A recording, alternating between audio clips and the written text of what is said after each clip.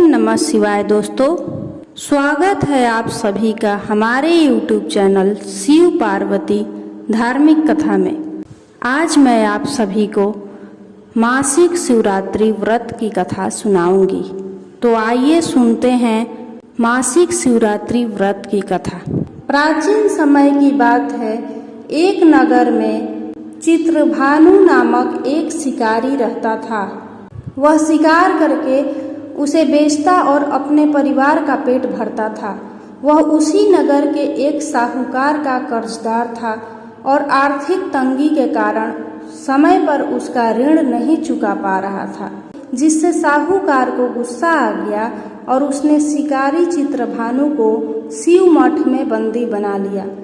संयोगवश उसी दिन मासिक शिवरात्रि थी, जिस कारण शिव मंदिर में भजन व कीर्तन हो रहे थे और वह बंदी शिकारी चित्रभानु पूरी रात भगवान शिव जी के भजन व कथा सुनता रहा। सुबह होते ही साहूकार ने उसे अपने पास बुलाया और ऋण चुकाने के लिए कहा। शिकारी चित्रभानु ने कहा, हे सेठ जी, मैं कल तक आपका ऋण चुका दूंगा। उसका यह वचन सुनकर सेठ जी ने उसे छोड़ दिया, जिसके बाद शिकारी शिकार के लिए जंगल में चला गया, किंतु पूरी रात बंदी गृह में भूखा व प्यासा होने के कारण वह थक गया और व्याकुल हो गया और इसी प्रकार वह शिकार की खोज में बहुत दूर आ चुका था और सूर्यास्त होने लगा तो उसने सोचा, आज तो रात जंगल में ही बितानी पड़ेगी। ऊपर से कोई शिकार भी नहीं कर पाया जिसे बेचकर सेठ जी का ऋण चुका सकूं। ऐसा सोचते सोचते वह एक तालाब के पास पहुंच गया और उसने पानी पिया, जिसके बाद वह बेल के पेड़ पर चढ़ गया जो कि उसी तालाब के किनारे था। उसी बेलपत्र के पेड़ के नीचे शिवलिंग की स्थापना की गई थी, किंतु वह पूरी तरह से बेल की पत्तियों से ढका होने के कारण उस शिकारी को दिखाई नहीं दिया। शिकारी चित्रभानु पेड़ पर बैठने के लिए बिल की टहनियां व पत्ते तोड़कर नीचे गिराया। संयोगवश वो सभी टहनियां व पत्ते शिवलिंग पर गिरते रहे और शिकारी चित्रभानु रात्रि से लेकर पूरे दिन भर का भूखा प्यासा था और इसी प्रकार उसका मासिक शिवरात्रि का व्रत हो गया। कुछ समय बाद उस तालाब पर पानी पीने के लिए एक गर्भवती हिरणी आई और पानी पीने लगी।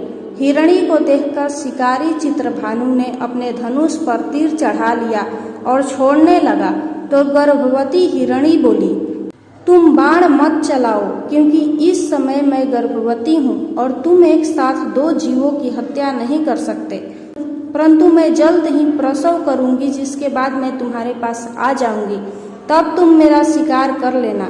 उस हिरणी की बात सुनकर चित्रभानु ने अपने धनुष को ढीला कर लिया। इतने में वह हिरणी झाड़ियों में लुप्त हो गई।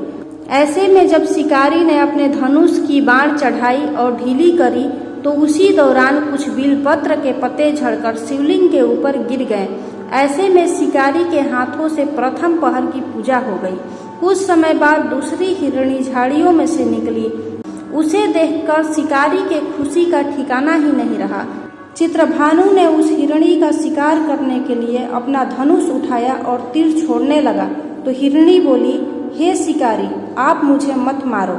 मैं अभी ऋतु से निकली हूँ और अपने पति से बिछड़ गई हूँ। उन्हीं को ढूंढती हुई मैं यहाँ तक आ पहुँची हूँ। मैं अपने पति से भेंट कर लूँ, उसके बाद तुम मेरा शिकार कर लेना। यह कहकर वह हिरणी वहाँ से चली गई। शिकारी चित्रभानु अपना 2 बार शिकार खोकर बड़ा दुखी हुआ और चिंता में पड़ गया कि प्रातःकाल सेठ जी का ऋण कहाँ से चुकाऊंगा। जब शिकारी ने दूसरी हिरणी का शिकार करने के लिए धनुष पर बाण चढ़ाई तो कुछ बेलपत्र के पत्ते झड़कर शिवलिंग के ऊपर गिर गए। ऐसे में पूजा का दूसरा प्रहर भी संपन्न हो गया। ऐसे में अर्धरात्रि बीत गई और कुछ समय बाद एक हिरणी अपने बच्चों के साथ तालाब पर पानी पीने के लिए आई। चित्रभानु ने जरा सी देरी नहीं की और धनुष पर बाण चढ़ाई और तीर छोड़ने लगा। इतने में वह हिरणी बोली, हे शिकारी, आप मुझे अभी मत मारो। यदि मैं मर गई तो मेरे बच्चे अनाथ हो जाएंगे। मैं इन बच्चों को इनके पिता के पास छोड़ आऊं, जिसके बाद तुम मेरा शिकार कर लेना। उस हिरणी की बात सुनकर शिकारी चित्रभानु जोर जोर से हंसने लगा और कहा, सामने आए शिकार को कैसे छोड़ सकता हूँ। मैं इतना भी मूर्ख नहीं हूँ, क्योंकि 2 बार मैंने अपना शिकार खो दिया है, अब तीसरी बार नहीं। हिरणी बोली, जिस प्रकार तुम्हें अपने बच्चों की चिंता सता रही है, उसी प्रकार मुझे अपने बच्चों की चिंता हो रही है। मैं इन्हें इनके पिता के पास छोड़कर वापस आ जाऊंगी, जिसके बाद तुम मेरा शिकार कर लेना। मेरा विश्वास कीजिए शिकारी राज। हिरणी की बात सुनकर शिकारी को दया आ गई और उसे जाने दिया। ऐसे में शिकारी के हाथों से तीसरे प्रहर की पूजा भी हो गई। कुछ समय बाद एक मृग वहां पर आया। उसे देखकर चित्रभानु ने अपना तीर धनुष उठाया और उसके शिकार के लिए छोड़ने लगा, तो वह मृग बड़ी नम्रता पूर्वक बोला, हे शिकारी, यदि तुमने मेरे 3 पत्नियों और छोटे बच्चों को मार दिया तो मुझे भी मार दो, क्योंकि उनके बिना मेरा इस दुनिया में कोई नहीं है। यदि तुमने उनको नहीं मारा है तो मुझे भी जाने दो, क्योंकि मैं उन 3 हिरणियों का पति हूँ और वो मेरी ही तलाश कर रही हैं। यदि मैं उन्हें नहीं मिला तो वो सभी मर जाएंगे। मैं उन सभी से मिलने के बाद तुम्हारे पास आ जाऊंगा, जिसके बाद तुम मेरा शिकार कर सकते हो। उस मृग की बात सुनकर शिकारी को पूरी रात का घटना चक्र समझ आ गया और उसने पूरी बात उस मृग को बता दी। तब मृग ने कहा, मेरी 3 पत्नियां जिस प्रकार प्रण करके गई हैं, उसी प्रकार वो वापस आएंगी, क्योंकि वो 3 अपने वचन की पक्की हैं, और यदि मेरी मृत्यु हो गई तो वो 3 अपने धर्म का पालन नहीं करेंगी। मैं अपने पूरे परिवार के साथ शीघ्र ही तुम्हारे सामने आ जाऊंगा। कृपा करके अभी मुझे जाने दो। शिकारी चित्रभानु ने उस मृग को भी जाने दिया और इस प्रकार अनजाने में उस शिकारी से भगवान शिव जी की पूजा संपन्न हो गई, जिसके बाद शिकारी का हृदय बदल गया और उसके मन में भक्ति की भावना उत्पन्न हो गई। कुछ समय बाद मृग अपने पूरे परिवार अर्थात 3 हिरणी व बच्चों के साथ उस शिकारी के पास आ गया और कहा कि हम अपनी प्रतिज्ञा अनुसार यहाँ आ गए, अब आप हमारा शिकार कर सकते हैं। जंगल के पशुओं की सच्ची भावना को देखकर शिकारी चित्रभानु का हृदय पूरी तरह पिघल गया और उसी दिन से उसने शिकार करना छोड़ दिया। दूसरे दिन प्रातः होते ही सेठ जी का ऋण किसी और से उधार लेकर चुकाया और स्वयं मेहनत करने लगा। इसी प्रकार उसने अपने जीवन को अनमोल बनाया। जब शिकारी चित्रभानु की मृत्यु हुई तो उसे यमदूत लेने आए, किंतु शिव दूतों ने उन्हें भगा दिया और उसे शिवलोक ले गए। इसी प्रकार उसे मोक्ष की प्राप्ति हुई।